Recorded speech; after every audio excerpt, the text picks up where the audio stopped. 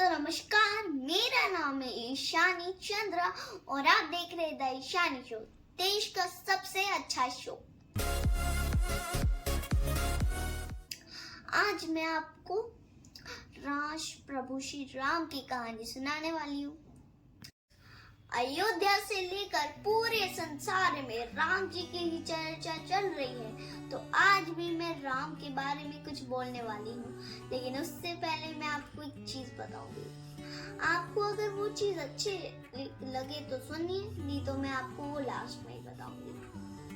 तो दोस्तों, हम इंडियंस कितने खुश नसीब हैं। हमारे पास वेद है, रामचरितमानस है, और रामचरितमानस तो तुलसी बाबा ने लिखी थी। तो ये कहानी राम की कहानी है और इस कहानी में 7 कांड है। पहला कांड है बाल कांड, जो हमें बताता है कि कैसे जीवन में सहज करें। दूसरा कांड है अयोध्या कांड, जो हमें बताता है कि सत्य के साथ कैसे रहें।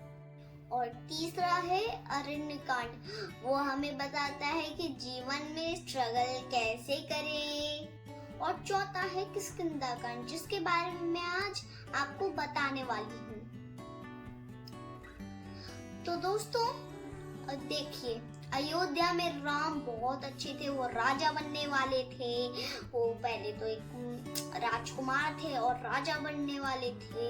और दूसरा कि वो उन्हें अच्छी अच्छी ड्रेसेस मिल रही थी, उनको वहाँ पर धोती नहीं पहननी पड़ती थी, और वहाँ पर उनको अच्छा खाना मिलता था, बेड मिलता था, और उनको अच्छी चीजें मिलती थी खाने को, या और साफ पानी मिलता था।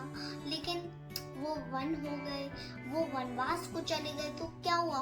झोपड़ी मिली उनको जमीन मिली, उनको नंगे पैर मिले, नंगे पैर घूमते रहते थे, और उनको जमीन पे सोना पड़ता था और फल खाने पड़ते थे। ऐसा होता था। तो हमें राम से सीखना चाहिए कि वो अयोध्या में भी मौज में रहते थे, अपने महल में मौज में रहते थे, और जंगल में भी मौज में ही रहते थे।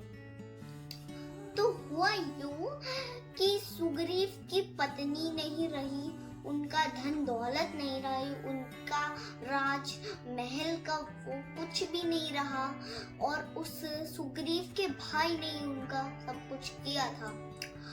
असल में उन दोनों की लड़ाई हुई थी, और जब लड़ाई में उसके सुग्रीव जी के भाई ने उसका सब कुछ ले लिया। उनकी पत्नी को किडनैप करके उसको कब्जे में करके रखा है। बताओ उनको क्या बीती होगी। तो सुग्रीव अपने सैनिकों के साथ एक पहाड़ी पे जाके छुप गए।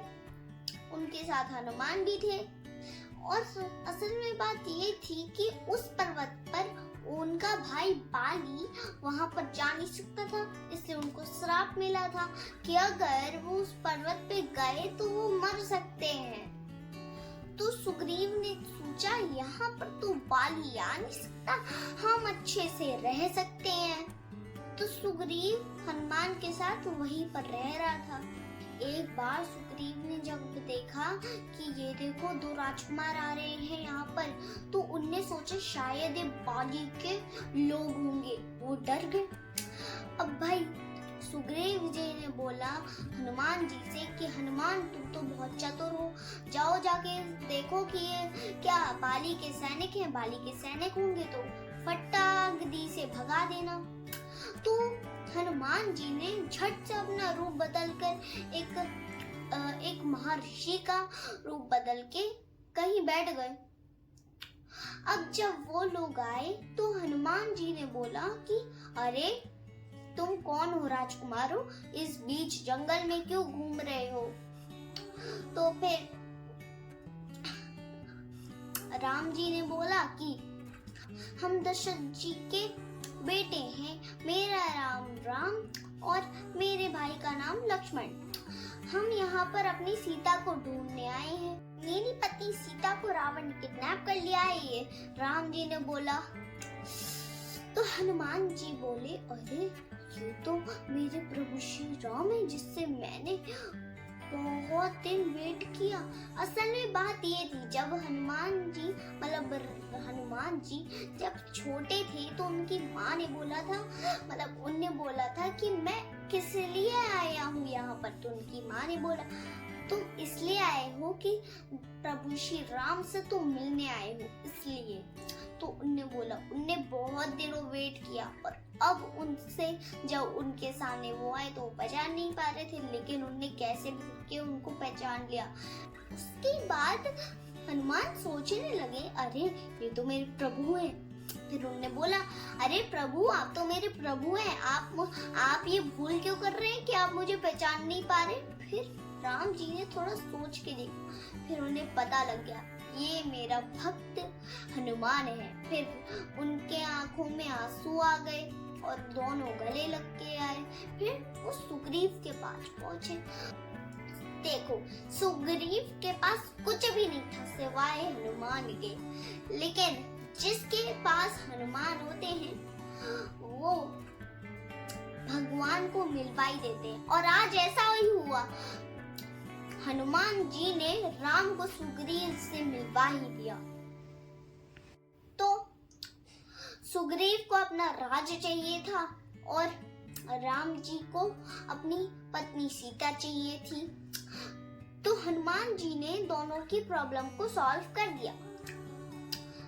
जैसे राम जी उनके भाई को मार देंगे और सुग्रीव जी उनकी पत्नी सीता को वापस लौटा लाएंगे। और यही हुआ, भगवान श्री राम ने बाली का वध करके सुग्रीव को उसका पूरा राज्य लौटा दिया। और सुग्रीव ने हनुमान को बोल दिया, जाओ माता सीता का पता लगाओ। और हनुमान बाबा माता सीता का पता लगाने लंका पहुंच गए। मैं आपको एक कहानी सुनाती हूँ, सेल्समैन की कहानी। एक सेल्समैन था जो अपनी मीटिंग के लिए दोस्तों के साथ ऑफिस जा रहा था। उसे रामगढ़ मीटिंग के लिए उतरना था और शनिवार था, तो ट्रेन रामगढ़ उतरती नहीं थी। तो उसके दोस्त बोलने लगे, अरे तुम तो बहुत अच्छे सेल्समैन हो, बहुत अच्छे। तो उनमें से बोला, हाँ मैं तो बहुत अच्छा हूँ, मैं कम से कम 5,000 कमा लेता हूँ। उसने ऐसा बोला। अब जब वो रामगढ़ की बात करा तो फिर कुछ लोग बोलने लगे कि अरे सेल्समैन, आज शनिवार है, तुम रामगढ़ उतर नहीं पाओगे, क्योंकि रामगढ़ ट्रेन रामगढ़ शनिवार को उतरती नहीं है। ऐसा बोला उसने। तो जब ऐसा हुआ तो फिर उसने बोलने लगे। फिर सेल्समैन तो घमंड का था, उसने बोला कि मैं तो मैनेज कर लूंगा, मैं तो बहुत बड़ा सेल्समैन हूँ। तो फिर सेल्समैन ने बोला, देखा रामगढ़ पे ट्रेन रुकेगी और मैं उतरूंगा भी। और उसने टीटी को बुलाया और 2,000 रुपए दे दिए। उसके बाद ये यूं हुआ कि जब टीटी को 2,000 रुपए दिए तो उसने बोला, चलो रामगढ़ स्टेशन उतरवा देना, 2,000 लो, 2,000 रुपए उसने दिए। अब ऐसा हो के जब उनने 2,000 रुपए दिए तो टीटी ने बोला कि रामगढ़ स्टेशन रुकेगी तो नहीं, ट्रेन बस स्लो करवा देंगे। तो उनने बोला कि जब रामगढ़ स्टेशन आएगा तो फिर स्लो करवा देना। तो फिर ट्रेन चली और उसके बाद वो जैसे रामगढ़ स्टेशन आया तो फिर ट्रेन स्लो हो गई। उसके बाद वो दौड़ रहा था तो उसने बोला, देखा ट्रेन स्लो भी हो रही है, मैं उतर भी रहा हूँ, तुम कह रहे थे कि ट्रेन रुकेगी नहीं। फिर वो उतर गया और डब्बे को पकड़ के थोड़ा सा दौड़ने लगा ताकि वो गिरे नहीं। तभी अंदर से एक पहलवान का हाथ आया, उसकी गर्दन पकड़ी और अंदर खींच लिया। और उसने बोला कि मरेगा क्या, चलती ट्रेन में चल रहा है। और बस उसके मन के भड़े रह गए और रामगढ़ स्टेशन निकल गया। इस कहानी से हमें ये सीख मिलती है कि कितनी भी अपनी मन की चला लो, मन की चलेगी नहीं, भगवान ही अपनी मन की चलाते हैं। उसने सोच रखा था कि मैं रामगढ़ स्टेशन उतरूंगा, लेकिन भगवान नहीं सोच रखे थे कि ये नई रूट उतरेगा। तो कैसी लगी मेरी कहानी, लाइक और कमेंट करके बताएं। नमस्कार।